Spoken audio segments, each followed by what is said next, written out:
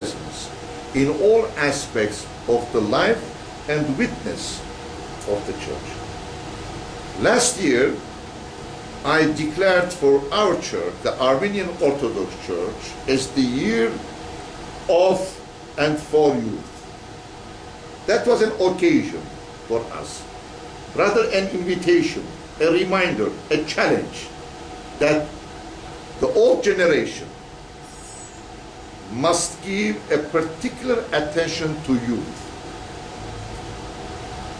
And we, belonging to the old generation, should engage in dialogue with the youth. Youth has something to say, something to offer, something to give. Therefore, dialogue with the youth is very important. We have to encourage the youth to bring more and more active participation in the life of the church at all levels and in all spheres of the life of the church. Therefore, youth should become the driving force for our churches in all spheres of our church life and witness. I believe that the youth has something very special to offer for our church and community. What about the exchange program I have said about between both churches? I mean Orthodox Church, Malagari Orthodox Church and Armenian Orthodox Church. Exchange program between youth. Well, I think all the churches should be ready. We don't have actually any exchange program. I believe that this is a must. This is a must not only in respect to youth, but in respect to different aspects of our the community life. You see, we made together our churches. You see, developed different kinds of joint programs, and I believe that within this context, youth is an area of priority importance for our churches. Again, what about the faculty exchange? Well, the faculty exchange of professors, exchange of students, exchange of clergy. Exchange is very important. Exchange means giving and receiving, sharing our resources, sharing our human resources, our theological, intellectual resources. This is a must, and this should become an important dimension of our Christian witness. No, do you have any idea to put forward before your church between these two churches? Well, you see, I have many ideas. If we come to that point with the churches, with the bishops, with the synods, with the church representatives, we can discuss a number of programs. The third question is, in India, family bondage is very strong. Family includes relatives too for Indians. In the present global scenario, the values of marriage institution is deteriorating. How far the Orthodox family can set example for strong family bond in the West? How can the freedom of youth be directed to Orthodoxy? Well, I think you are raising a very crucial question. Yeah. Family is going down in this globalized world. The moral values in the life of family are very much marginalized. Family is a very important institution, not only for the church community, but for human community as a whole. I cannot imagine a credible, viable, reliable, healthy community or society without having a credible, healthy, morally healthy family. The family is not a societal institution in the social sense of the word. It's the basis of the community. It's the basis of community. And today we are facing in all societies a decay of moral values, including the family. I cannot imagine when in some societies the expressions or the words wife and husband are replaced by partners.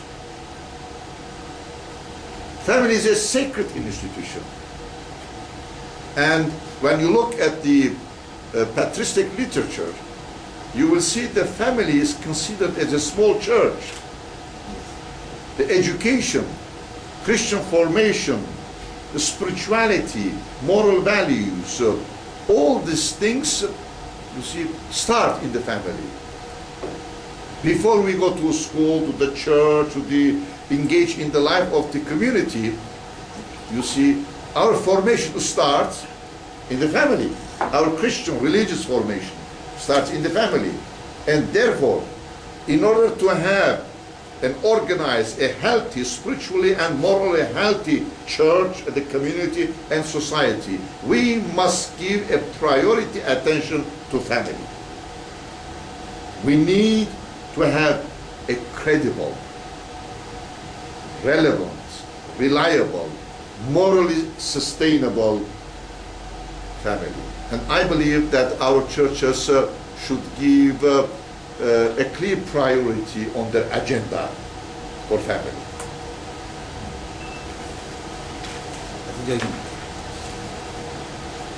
The fourth question is, although the dialogues between Eastern and Oriental Orthodox churches have been concluded and the issues resolved, the division itself remains. At this juncture, we remember the contributions of late Paulos Mar Gregorios and Reverend V.C. Chaume. Why the togetherness does not materialize? Your Holiness, what are the impediments and how can it be solved? Well, the dialogue between Oriental and Eastern Orthodox churches started late in 80s, and as Archbishop I have been part of this process.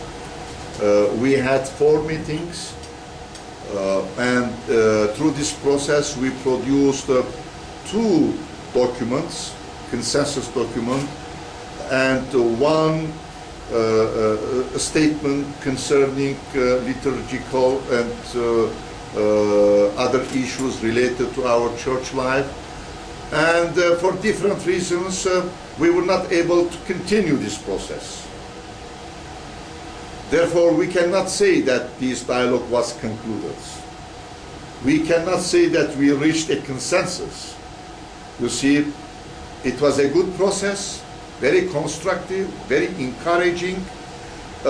We produced very good documents, and I believe that it is vitally important that we continue this process. But in the symposium paper presented on the 1700th anniversary of Armenian Church in the Vladimir University, it is categorically said that it has reached to a consensus, but the division exists. That is what the proceedings of the paper is with us. They say it is on the 1700th anniversary of Armenian Church. There was a symposium on this. Yes. What did they say? It is almost concluded. It is concluded. Well, I don't know what they say, but I don't. I have been part of this process. It's not concluded.